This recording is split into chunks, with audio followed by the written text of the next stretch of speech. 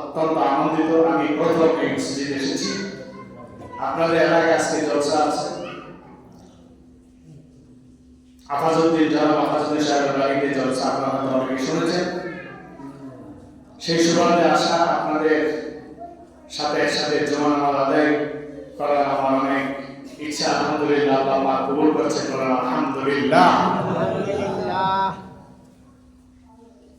সম্মানিত মুসলিম কারাম, আল্লাহ নবী সাল্লাল্লাহু আলাইহি সাল্লাম তিনি অত্যন্ত মনক্ষুণ্ণ অবস্থায় ছিলেন এই মাসে, এই সময়। কেন? আল্লাহ রাসূল সাল্লাল্লাহু আলাইহি সাল্লামের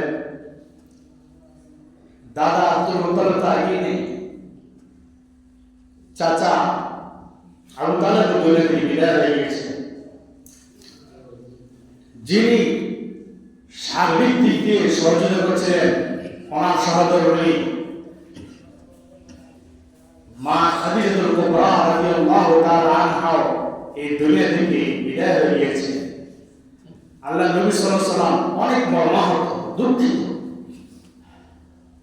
ওনার মন খারাপ দেখে আল্লাহ তাআলা তিনি আর সহ্য করতে পারলেন না। তিনি তার হাবিবকে খুশি করাবেন, আনন্দ দিবেন, দ্বীনের দাওয়াতে সহযোগিতা করবেন এবং এমন একটি ইবাদত কিয়ামত পর্যন্ত উম্মত মুহাম্মদের উপর ফরজ করে দেওয়া হয়েছে। সেই ইবাদতটা আল্লাহ তাআলা আশা আজিমে নিয়ে সরাসরি আল্লাহ রাসূলকে দান করে বলেন সুবহানাল্লাহ। এমন প্ল্যান প্রোগ্রাম আল্লাহ তাআলা করলেন যে আমার হাবিবকে আমি টেনে সত্য আকাশকারীকে আশা আজিম পর্যন্ত নিয়ে আসি। অনেক খুশি হয়ে যাবে। খুশি করবার জন্য আল্লাহ তাআলা নবীকে নিয়ে চললেন। সুবহানাল্লাযী আসরা বিআবদিহি লাইলাম মিনাল মাসজিদিল হারাম ইলাল মাসজিদিল আকসাল্লাযী বারাকনা হাওলাহু লিনুরিয়াহু মিন আয়াতিনা ইন্নাহু হুয়াস সামিউল বাসীর।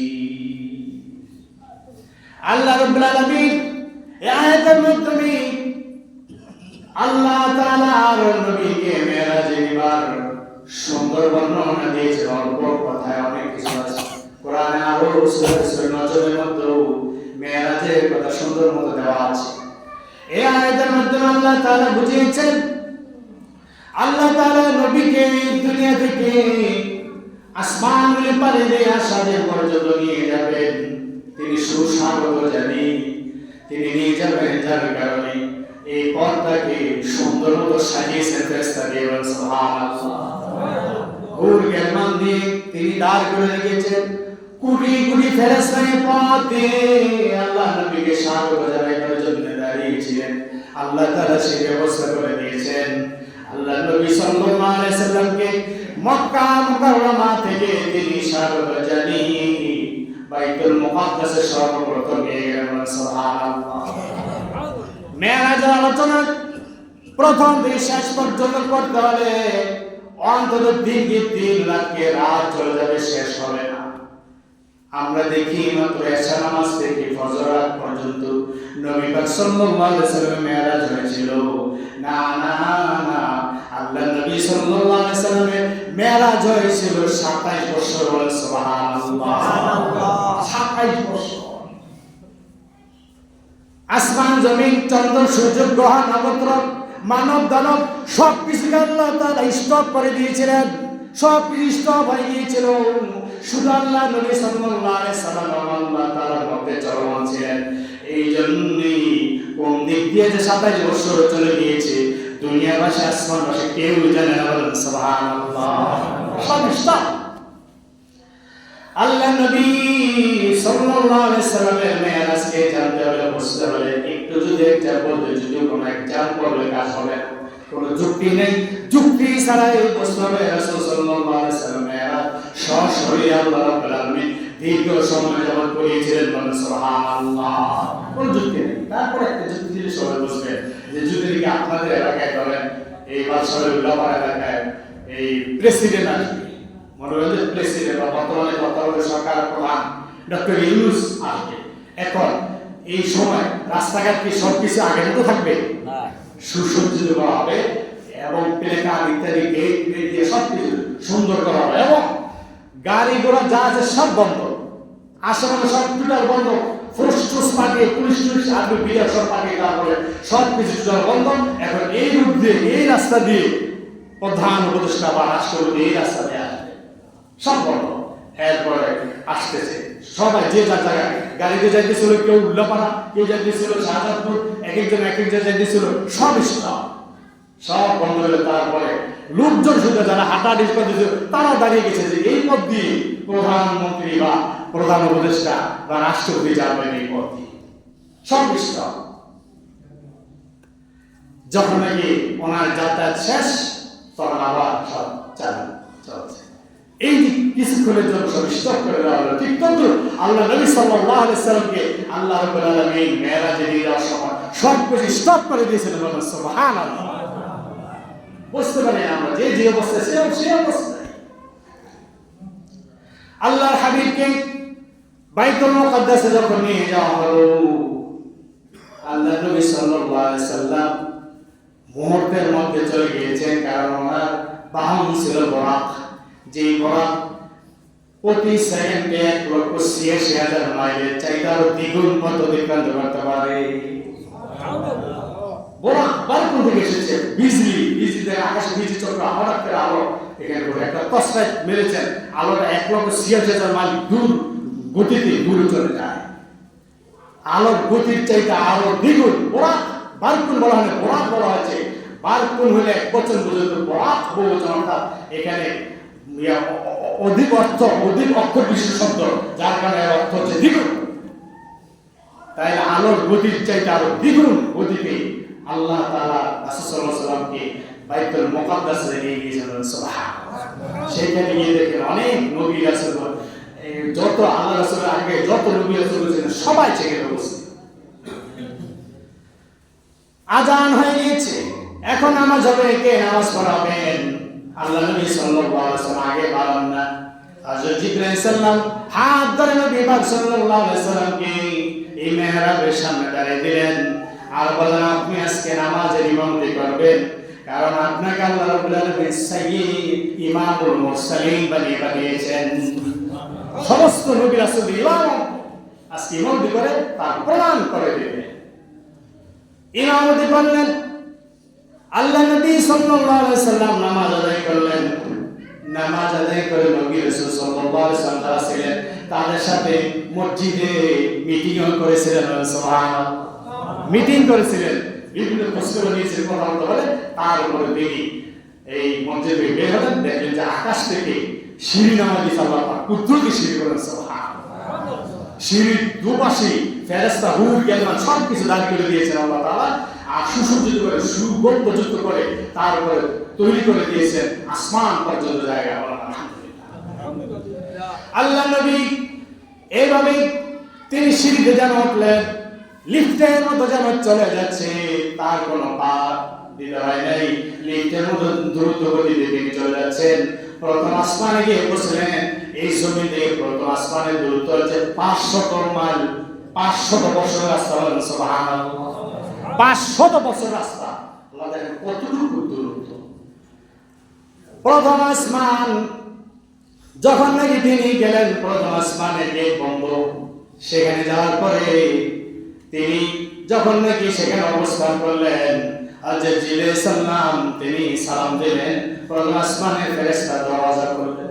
কে কাকে নিয়ে এসেছে দেখেন না, কি সর্বশেষ নবী, সর্বশ্রেষ্ঠ নবী মুহাম্মদ রাসূলুল্লাহ সাল্লাল্লাহু আলাইহি সাল্লাম।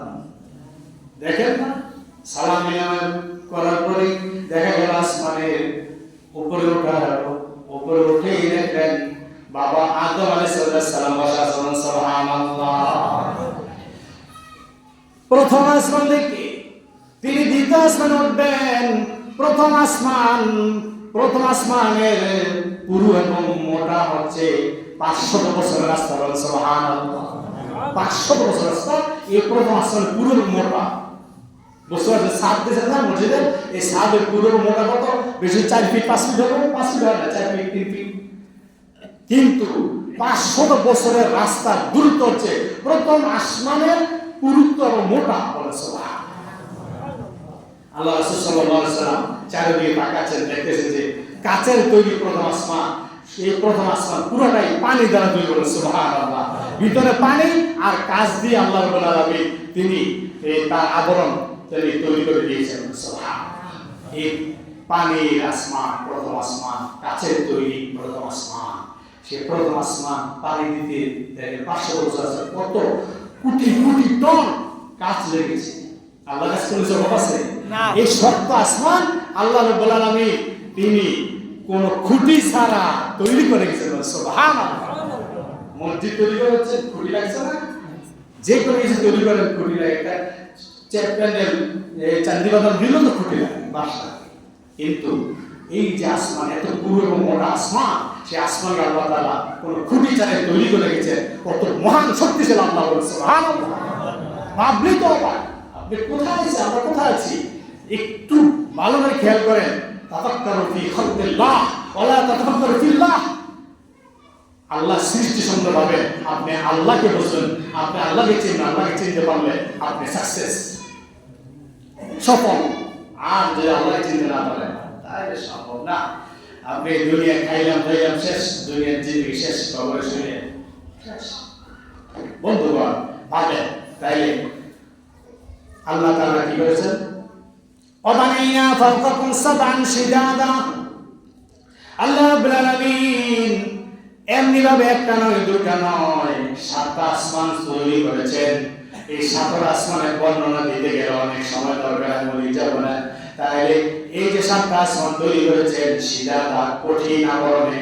আমরা দেখি ধোয়া সাদা কি নাকি, কিন্তু আসলে আমাদের চক্ষুর যতটুকু আমরা দেখি, কিন্তু আসলে আসমানকে এই পর্যন্ত বিজ্ঞানীরাও চোখে দেখতে পারে নাই। তাহলে দেখা যায় প্রথম আসমান শক্ত আবরণ পাইলাম, কাঁচ দ্বারা তৈরি। এইভাবে আসেন প্রথম আসমান থেকে দ্বিতীয় আসমানের দূরত্ব 500 বছরের রাস্তা। আর প্রথম আসমান থেকে দ্বিতীয় আসমানে পৌঁছার পরে এমন গেট আছে, প্রত্যেক আসমানে গেট আছে ঢোকার। ওই গেট দিয়ে প্রবেশ করলে তারপরে পুরু এবং মোটা আরো 500 বছর রাস্তা। সুবহানাল্লাহ। দ্বিতীয় আসমান হচ্ছে লোহা দ্বারা তৈরি। এমনিভাবে তৃতীয় আসমান হচ্ছে রূপা দ্বারা তৈরি। চতুর্থ আসমান হচ্ছে পিতল দ্বারা তৈরি। পঞ্চম আসমান হচ্ছে স্বর্ণ দ্বারা তৈরি। ষষ্ঠ আসমান হচ্ছে আল্লাহ রাব্বুল আলামিন হীরা জহরত দ্বারা তৈরি করে গেছেন। এবং সপ্তম আসমান রত্ন সাদা পাথর দ্বারা তৈরি করেছেন। সুবহানাল্লাহ। যত উপরে যাবেন তত দামি আসমান। স্বর্ণের আকাশ আছে, আল্লাহ রূপার আকাশ আছে, হীরা জহরতের আকাশ আছে আল্লাহ। তাহলে এই যে প্রত্যেকটা আসমান আল্লাহ সত্তা বলে তৈরি করে রেখেছেন। এবং একটা থেকে আরেকটা দূরত্ব 500 বছর রাস্তা, একটা পুরুত্ব এবং মোটা একটা 500 বছর রাস্তা।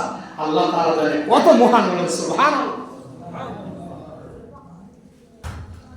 এইভাবে সাত আসমান আল্লাহ নবীকে পারেনি। যখন নাকি সিদরাতুল মুনতাহা পর্যন্ত পৌঁছলেন, সেখানে গিয়ে আল্লাহ নবী সাল্লাল্লাহু আলাইহি ওয়াসাল্লাম দেখেন গাছের মধ্যে অসংখ্য পাখি বসা আছে। ওই পাখিগুলি ঝুলন্ত অবস্থায় রয়েছে। জিবরাইল বলা হলো, জিবরাইল এরা কারা, কিভাবে কেমনে বসে আছে? ইয়া রাসূলুল্লাহ, ইয়া হাবিবাল্লাহ, নবী গো আপনি আগমন করবেন, এই খবর পেয়ে রাখেন উপস্থিত। আল্লাহর কাছে দরখাস্ত করেছে, রব্বুল আলামিন আপনার নবী যেই পথ দিয়ে আগমন করবেন ওই পথে আমাদেরকে একটু বসায় দেন। আমরা নবী পাক সাল্লাল্লাহু আলাইহি ওয়াসাল্লামের নূরানি চেহারা মোবারক এক নজর দেখতে চাই। সুবহানাল্লাহ। এরা কারা হচ্ছে? একজন ফেরেশতা পাখির আকৃতিতে গাছের মধ্যে ঝুলন্ত আছে। নবী গো আপনার নূরানি চেহারা মোবারক একবার দেখবার জন্য অপেক্ষায় আছি, দীর্ঘদিন অপেক্ষা আছি। আল্লাহ নবীকে দেখে সালাম দিলেন সবাই, সবগুলো ফেরেশতা পাখির আকৃতিতে বসা। বন্ধুগণ, পর্দার মা বোনেরা, যদি আমরা খেয়াল করি তাহলে দেখব যে আল্লাহ নবী সাল্লাল্লাহু আলাইহি ওয়াসাল্লামের মেরাজ, নবী পাক সাল্লাল্লাহু আলাইহি ওয়াসাল্লামের জিন্দেগির সবচেয়ে বড় ইম্পর্টেন্ট এবং সবচেয়ে বড় আকস্মিক মুজিজা ছিল। মুজিজা, আকস্মিক মুজিজা। কোন নবীকে আল্লাহ রাব্বুল আলামিন উপর পর্যন্ত নিয়ে যান নাই, আমাদের নবীকে নিয়েছে।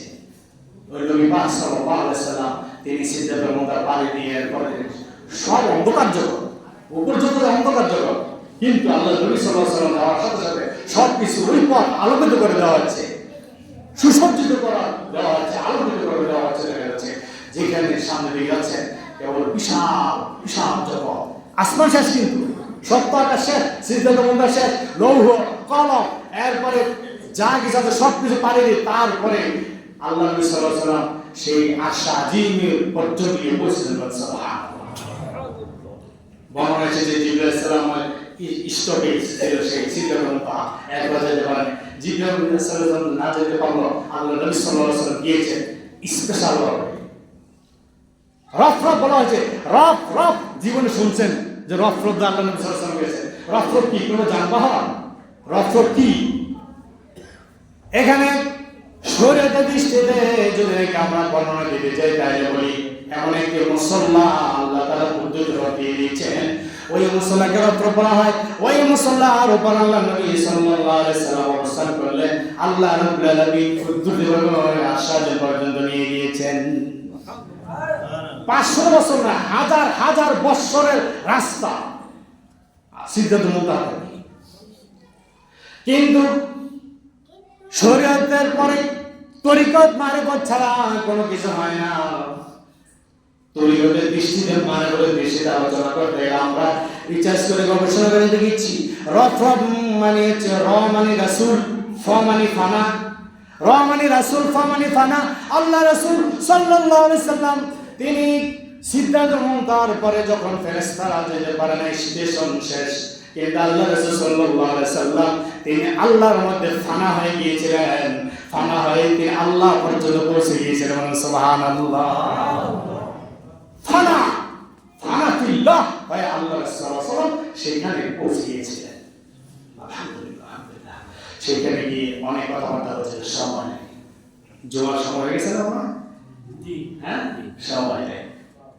আল্লাহ রাসূলের সাথে কি কথা বলেছিল, 3টা স্পেশাল জিনিস সেখানে নিয়ে এসেছিলেন। কি